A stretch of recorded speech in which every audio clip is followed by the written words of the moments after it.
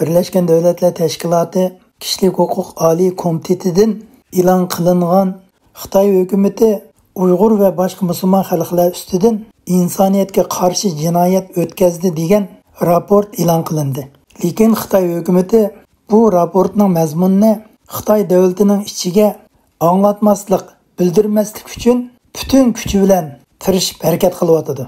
Lekin xalqarada bo'lsa, tünügün raport ilan qilinib ve bir qancha minutdan keyin Dünya Uygur Qurultiyi ve Dünya Uygur Qurultiyi bilan hamkorlashib ishlayotgan 60 tek tashkilotlarning birdek ovozi bilan bu raportning kechikisimi lekin vaqtida e'lon qilganligini qarshilib qo'llaganligi to'g'risidagi bayonotlar e'lon qilingandan keyin bugundan boshlab butun dunyo medialarida qiziq nuqta xabarlari bo'lib tarqalyotidi.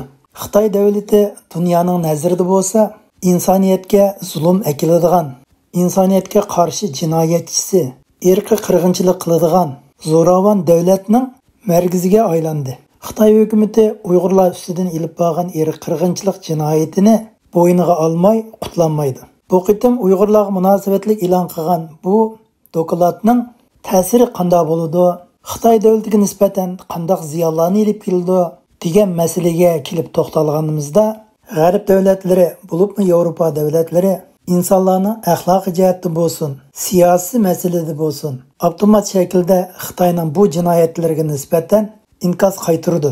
Bo'libmi kishilik huquq bayonnomasiga imzo atgan davlatlar Xitoy davlatiga nisbatan savdoda, iqtisodda, madaniyat almashtirishda, mablag' silishda, diplomatiya jihatda, yana nurg'un keng doiradagi munosabat jihatlarda tegishlik chora tadbirlarni boshlaydi.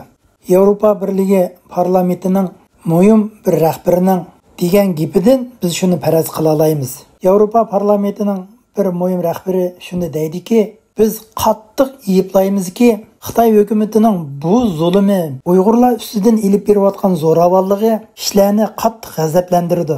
Yevropa Birligi bundan keyingi harakat faoliyatlarida Uyg'urlar to'g'risida e'lon qilingan bu raportni tafsili ko'rib chiqib, modda tadqiq qilib, raportning butun moddalariga astoydillik bilan ko'zdan kechirib chiqib, hamda Yevropa Birligi o'z oldiga cho'qim inkas qaytirdi. Bo'libmi axloqiy jihatda va har qaysi sohalar jihatda bo'lsin, Xitoy davlatiga qarata jazo yurgizildi degan. Hozir butun dunyodagi davlatlarning nazarida, bo'libmi Birlashgan Davlatlar Tashkilotining 5 doimiy komitetga a'zo bo'lgan davlatlarning ikkisining birisi bo'lsa, insoniyatga qarshi jinoyatni o'tkazyotidi.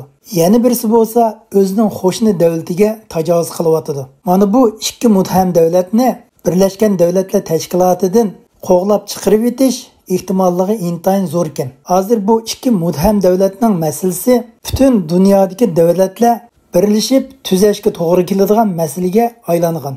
Bir mutham davlat bo'lsa, qo'shni davlatiga tajovuz qilayotgan, yana bir mutham davlat bo'lsa, Uyg'urlar ustidan irqiy qirg'inchilik qilib, insoniyatga qarshi jinoyat o'tkazyotidi.